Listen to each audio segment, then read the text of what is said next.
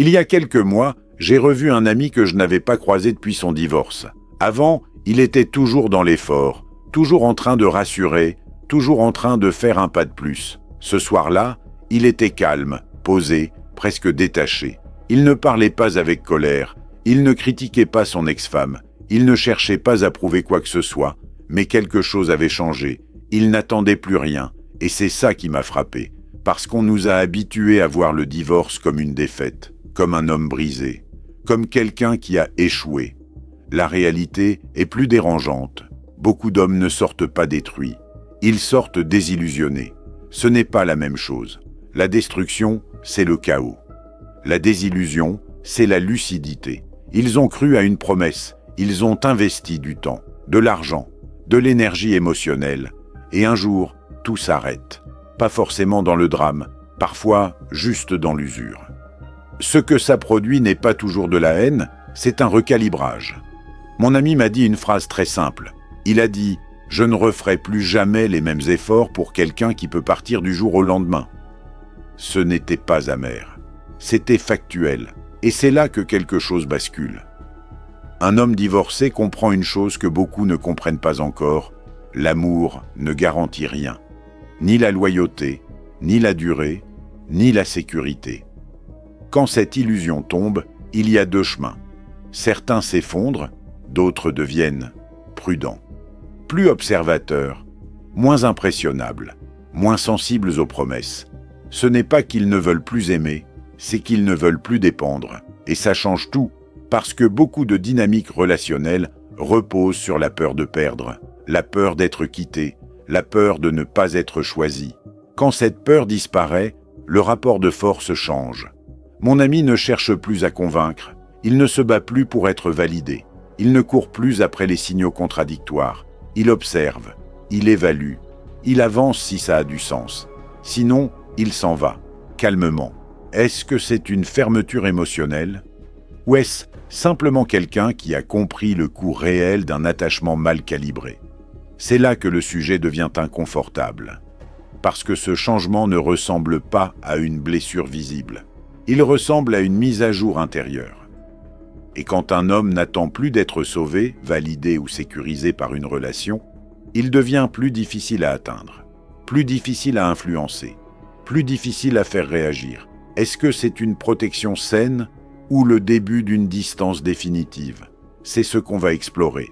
Si ce que je viens de décrire te semble familier, si tu as déjà vu ce basculement chez quelqu'un autour de toi, tu peux t'abonner à notre chaîne Mentalité cachée. Ce genre d'analyse mérite d'exister dans le calme. Il y a une chose qu'on comprend rarement avant de la vivre. La peur de perdre structure énormément de comportements. Dans un couple, elle pousse à faire des concessions, à se taire parfois, à accepter des choses qu'on n'accepterait pas ailleurs. La peur d'être quitté rend plus conciliant, plus anxieuse aussi. Mais que se passe-t-il quand cette peur a déjà été traversée? Mon cousin a divorcé à 41 ans. Maison vendue, garde alternée, revenus divisés, réseau social fracturé. Il a tout perdu d'un coup. Pendant un an, il a été sonné.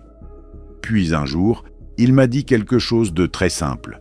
Le pire est déjà arrivé. Maintenant, je sais que je peux survivre. Cette phrase change tout. Un homme qui a déjà vécu la séparation ne fantasme plus le pire. Il l'a vu, il l'a traversé. Et une fois que tu sais que tu peux survivre à ça, la peur perd son pouvoir. Ce type d'homme ne réagit plus aux ultimatums. Il ne s'effondre plus devant la menace implicite du départ. Il n'essaie plus de rattraper quelqu'un qui s'éloigne. Pas par orgueil, par lucidité. Il sait que courir derrière quelqu'un ne garantit rien. Et ça, dans les dynamiques modernes, c'est dérangeant. Parce que beaucoup de relations reposent sur un contrat implicite. Tu montres que tu tiens à moi, je montre que je peux partir. Et on équilibre comme ça. Mais quand l'un des deux ne craint plus le départ, l'équilibre change. Mon cousin a fréquenté quelqu'un après son divorce. Au début, tout allait bien. Puis sont arrivées les petites tensions, les silences stratégiques, les messages laissés en vue. Avant, il aurait suranalysé, il aurait cherché à réparer, il aurait tenté de rassurer. Cette fois, Il a simplement dit « Si tu veux partir, pars, mais ne joue pas ». La relation n'a pas duré. Et c'est là que la question devient subtile. Est-ce qu'il est devenu plus solide ou plus dur? Parce que l'absence de peur peut ressembler à de la force. Mais elle peut aussi masquer une forme de détachement profond. Quand on ne s'accroche plus, on souffre moins. Mais on s'implique moins aussi. Un homme divorcé apprend à mesurer. Il investit progressivement. Il observe la cohérence. Il teste la constance. Il ne donne plus tout au début. Certains appellent ça maturité. D'autres appellent ça froideur. La vérité est plus complexe. Ce n'est pas qu'il ne veut plus aimer, c'est qu'il refuse de rejouer un scénario où il donne sans garantie de stabilité. Il ne cherche plus la fusion, il cherche la fiabilité. Et dans un monde où beaucoup confondent intensité et profondeur, ça peut sembler suspect. Alors la question reste ouverte. Un homme qui n'a plus peur de perdre, est-il enfin libre? Ou est-il devenu inaccessible? J'ai remarqué quelque chose chez une collègue. Elle fréquentait un homme divorcé depuis quelques mois. Au début, elle le trouvait rassurant, stable, calme, puis elle a commencé à douter. « Il ne réagit jamais comme les autres », m'a-t-elle dit. Pas de jalousie excessive, pas d'interrogatoire, pas de dramatisation. Quand elle prenait de la distance, il respectait. Quand elle tardait à répondre, il ne relançait pas 10 fois. Quand elle exprimait un doute, il disait simplement « Prends le temps de réfléchir ». Au début, ça semblait mature, puis ça a commencé à l'inquiéter, parce qu'elle ne sentait pas de tension, pas cette intensité qu'on associe souvent à la passion, pas cette urgence émotionnelle. Et c'est là que ça devient intéressant. Beaucoup de relations modernes fonctionnent sur un échange invisible. Validation contre validation. Besoin contre besoin, peur contre peur, on se rassure mutuellement en montrant qu'on peut se perdre. Mais quand un homme ne montre plus cette dépendance, il devient imprévisible. Il ne cherche plus à impressionner. Il ne surjoue plus l'intérêt. Il ne surréagit plus aux micro-signaux. Et ça peut créer un malaise, parce que l'absence d'anxiété ressemble à de l'indifférence. Alors qu'en réalité, c'est souvent de la régulation. Un homme divorcé a souvent appris une chose à la dure. L'intensité ne garantit pas la stabilité. Il a peut-être déjà vécu la fusion, les déclarations fortes, les projets rapides, et il a vu comment tout ça peut s'effondrer. Alors, il ralentit, il observe. Il ne se laisse plus aspirer par la montée émotionnelle. Pour quelqu'un habitué à tester l'engagement par la réaction, c'est déroutant. Ma collègue m'a dit « J'ai l'impression qu'il pourrait partir sans que ça lui fasse mal. » Et je lui ai répondu « Ou peut-être qu'il resterait, mais sans se perdre. » C'est très différent. Ce qui dérange, ce n'est pas qu'il soit froid, c'est qu'il ne joue plus au même jeu. Il ne cherche plus à prouver sa valeur par l'effort excessif, il ne mesure plus son importance à la peur de l'autre. Il avance si c'est cohérent.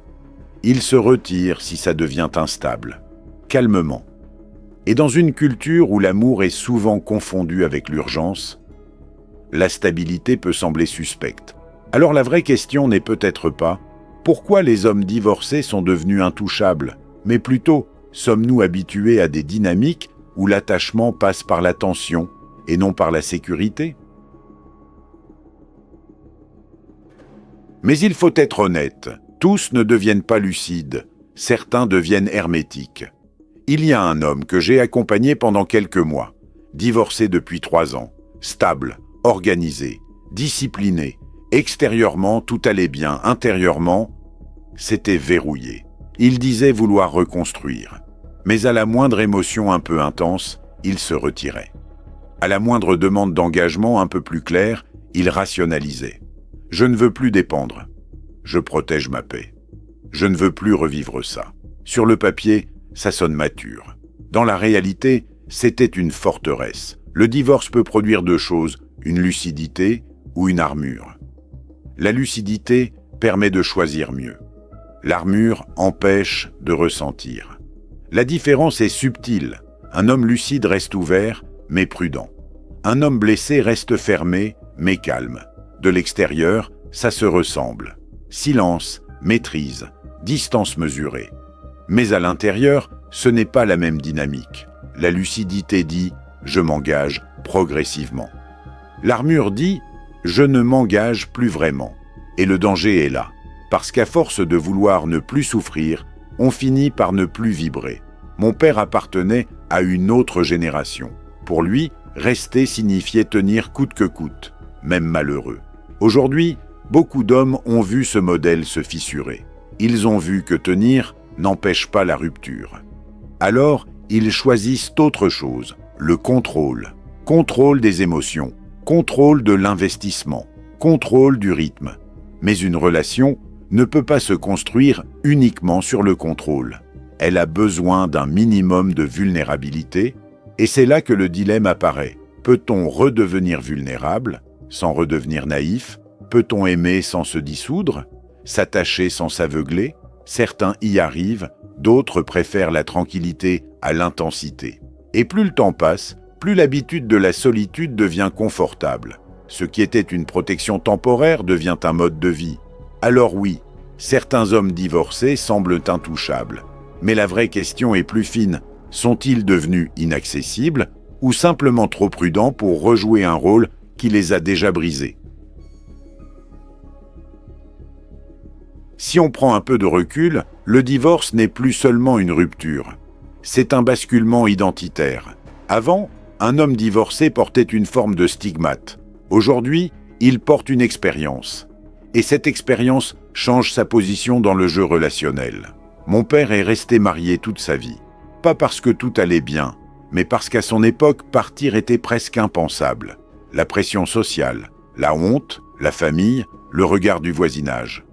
Aujourd'hui, la rupture est devenue banale, mais les conséquences intérieures, elles, ne sont pas banales. Un homme qui a traversé un divorce a vu de près la fragilité des promesses. Il a compris que l'amour ne protège pas de l'usure, que la loyauté ne se décrète pas, que l'engagement peut se fissurer malgré les efforts.